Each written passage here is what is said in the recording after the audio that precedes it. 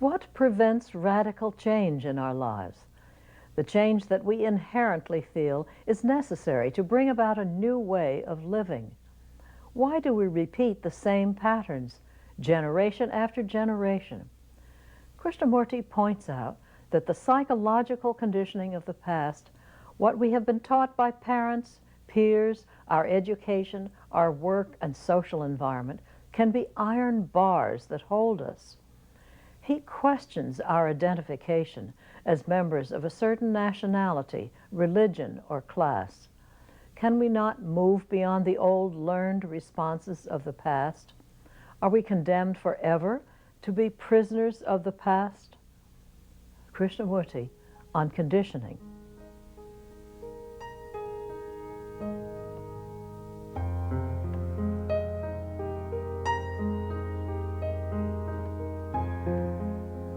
That's what I want to discuss. Whether it's possible to change the human condition and not accept it. Say, as most philosophers, the existentialists and others say, your human nature is conditioned. You cannot change, you can modify it. Do we accept that?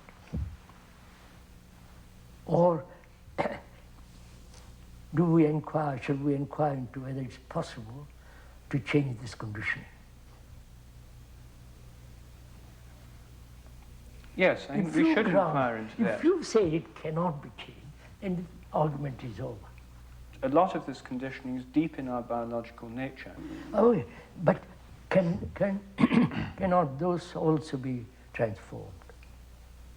I may have inherited what? Violence from the apes and so on and so on. Can't I change that? The inherited biological conditioning, surely that can be transformed. Well, all societies, surely, seek to transform these biological drives that we have, and all processes of bringing children up in all societies seek to bring those drives within the control of the society. Otherwise, you'd have complete anarchy. So, why do you divide, if I may ask, society and being? As though society was something outside, which is influencing me, conditioning me. But I have my parents, grandparents, so on, past generations, have created that society. So I'm part of that society. I am society. I want to abolish this idea in discussion, this separation from me and society. I am society, I am the world. I'm the result of all these influences, conditioning, whether in the East or in the West or in South or North. It's all part of conditioning. Yes. So we are attacking the conditioning, not where you are born or East or West.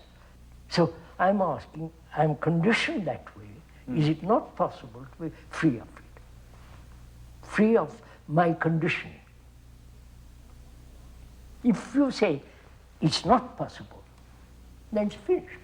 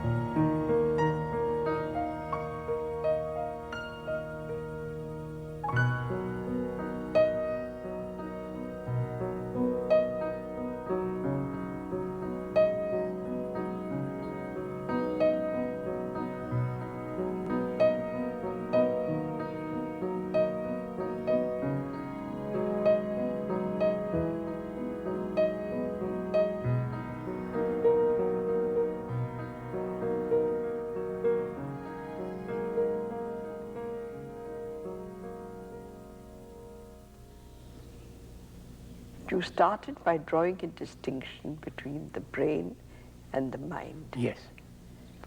Would you elaborate? We are saying that the brain is conditioned, at least some of it. That conditioning is brought about through experience. That conditioning is knowledge. And that conditioning is memory, and experience, knowledge, memory are limited, and so thought is limited. Yes. Now, we have been functioning within the area of thought. Yes. And to discover something new, there has to be, at least temporarily, or for a period, when thought is not in movement, when thought is in abeyance. What is mind then? Mind is a wholly different dimension in which has no contact with thought. Let's be clear. The brain, whatever part it is conditioned by time and thought, time-thought. As long as that conditioning remains, insight is not possible. You may have occasional insight into something, but pure insight, which means comprehension of the totality of things. Yeah, I will use the word totality, not wholeness, because that word is now being used so much. It is the perception of completeness, right? That insight is not time thought. Therefore, that insight is part of that brain which is at a different is in a different dimension. Insight can only take place when there is freedom from time and thought. It is the brain itself which listens to that statement. Yes, it listens. And then what happens? Just a minute, what happens? If it listens, it's quiet. It's quiet. It isn't ruminating, it's not going on, but what does he mean? It is not rattling, it's quiet. Right? Yes, it's quiet. Wait. When it is actually not induced quietness, actually when it listens, and there is quietness, then there is insight.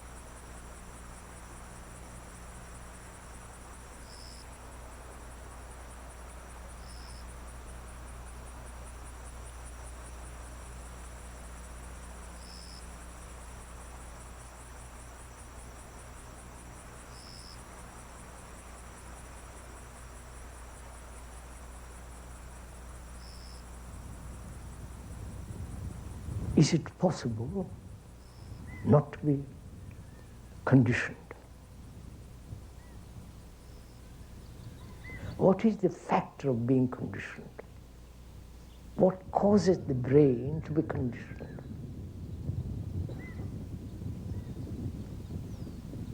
First of all, it's conditioned. There is the demand for security. We're not advocating insecurity. Just listen to the whole story of it. We want security, both physically, which is natural. So is there a security which is not of time? You understand? Which is not of hope. You follow? Is there a security which is not put together by desire?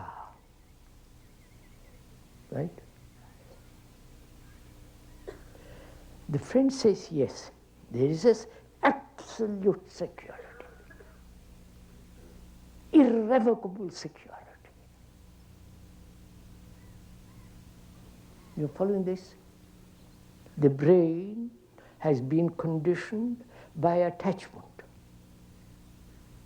There in that attachment it sought security.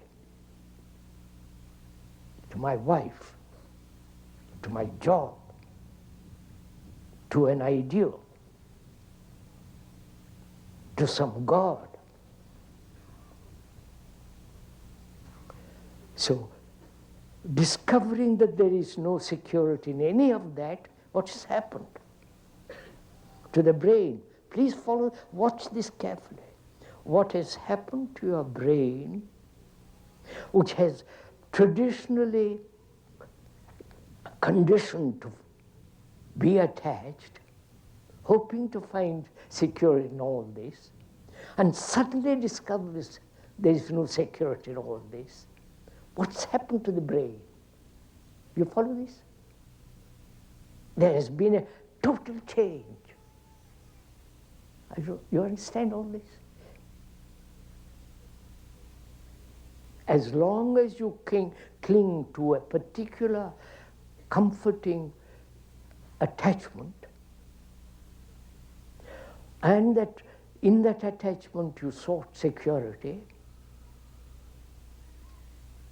and you find now, after very careful observation, that there is no security in that, the whole movement has moved away from it. So your brain is unconditioned. Right? And that unconditioning has brought about because you saw the truth that in attachment there is no security. The seeing that there is no security in illusion is intelligence. That intelligence, the beginning of that gives you absolute security in intelligence, not in attachment.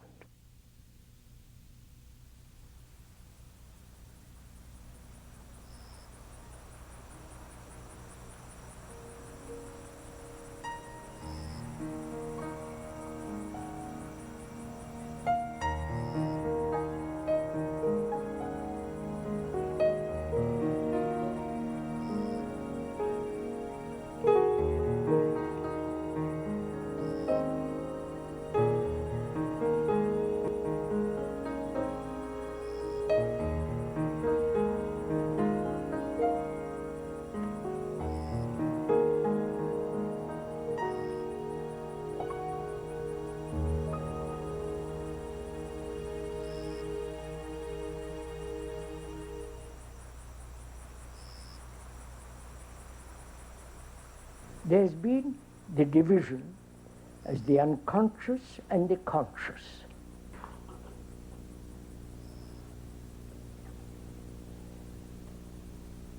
The unconscious is all the past, all the inheritance, all the memories of thousands of years of man. Right?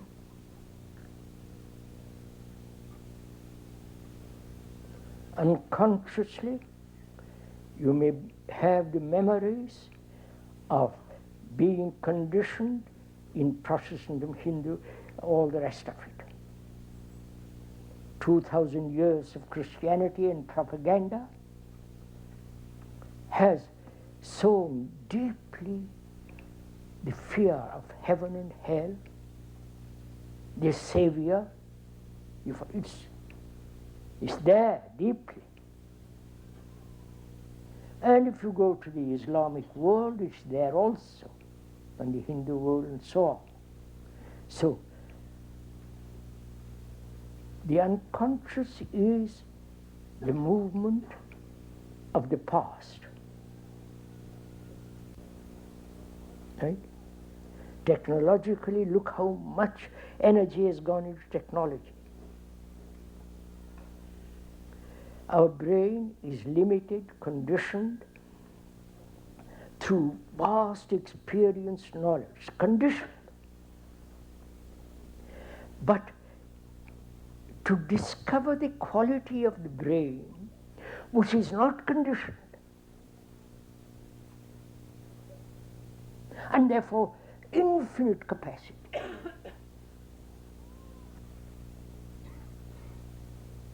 But it is conditioned now, as British, as French, as all the rest. I believe, I don't believe, I believe in God, he is my guru, that guru is better than this guru. You follow? All that nonsense is going on. So, as it is conditioned, its capacity is limited,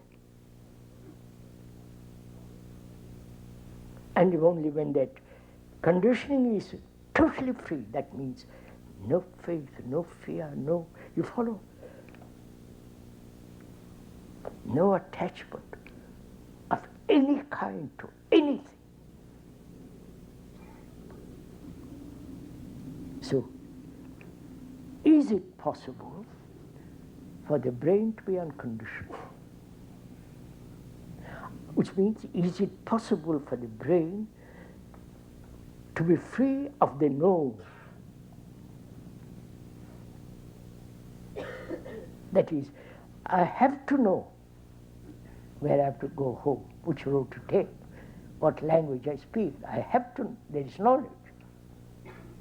But to be free psychologically, which is the conditioning, which has been conditioned, which the brain has been conditioned, to be free, conditioned by knowledge. To be free of that,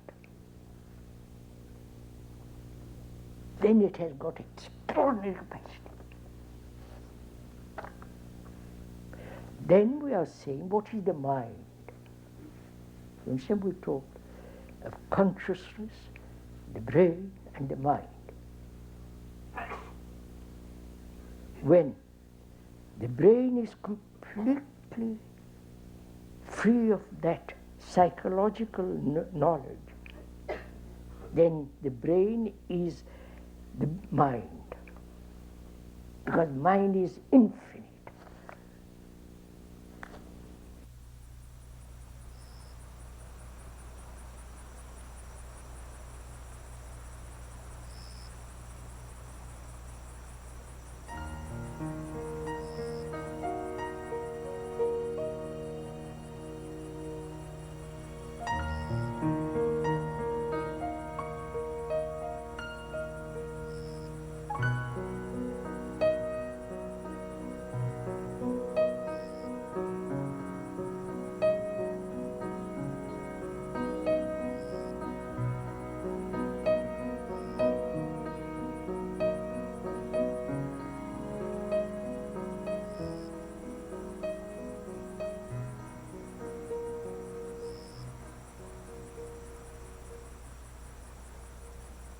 I'm really not an expert on the structure of the brain and all that kind of thing, but one can see one can observe one's own activity of the brain, that it is really like a computer that's been programmed and remembers.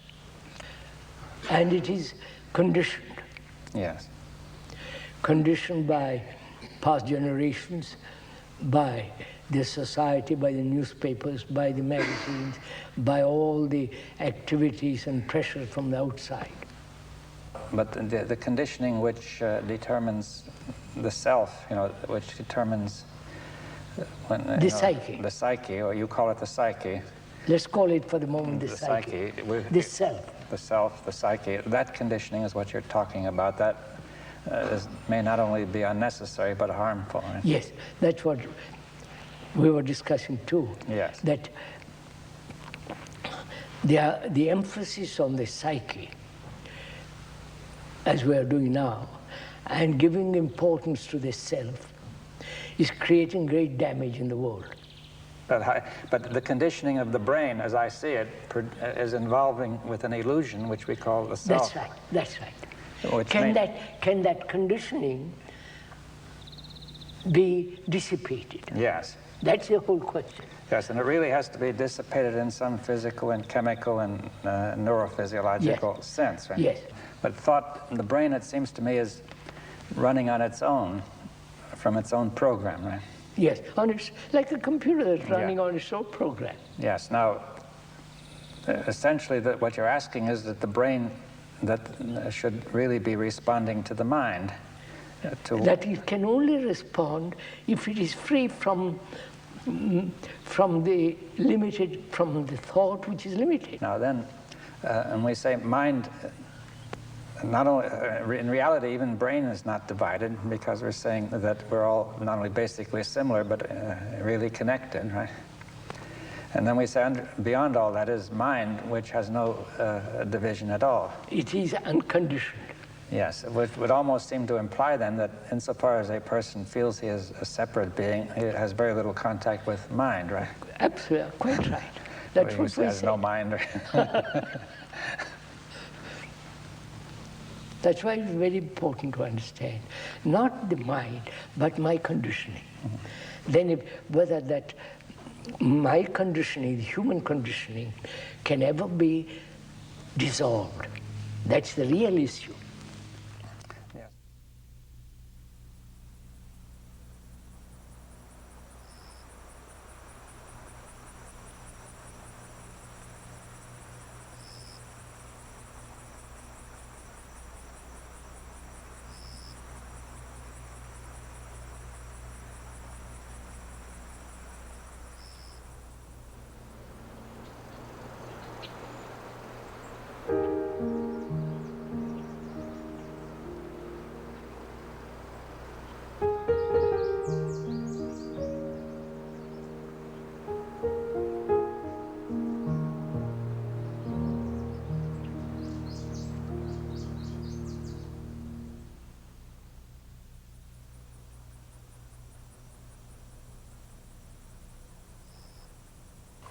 Is there an action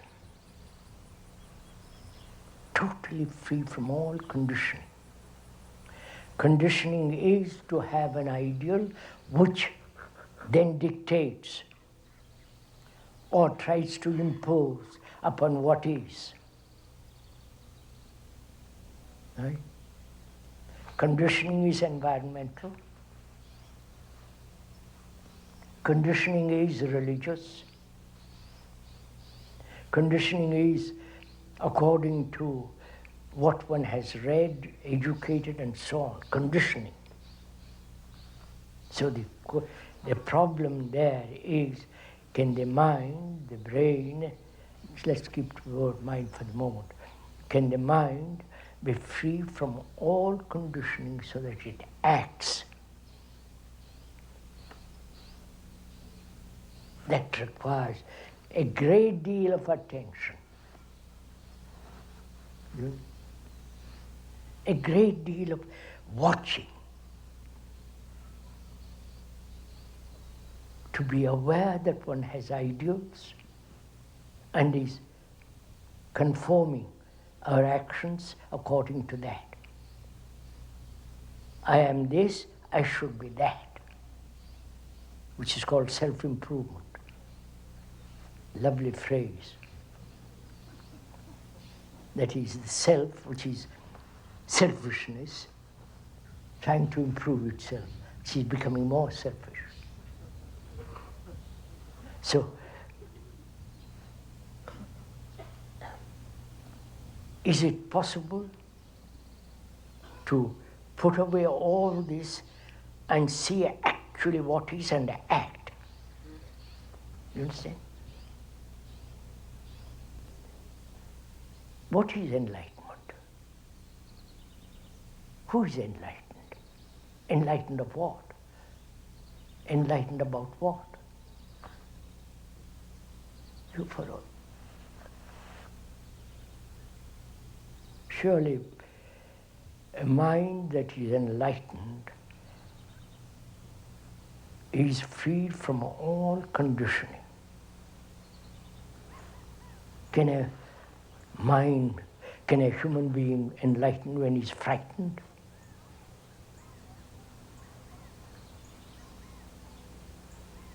When he's seeking power, position, accumulating money in the name of enlightenment? Enlightenment is not of time. It's not a process. It's not something you gradually come to.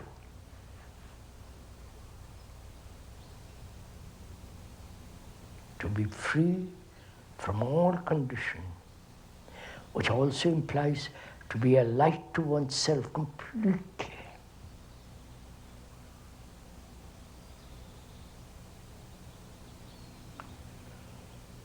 And not depend on any person, any idea, any teacher, or light to oneself so wholly. From that light there is action.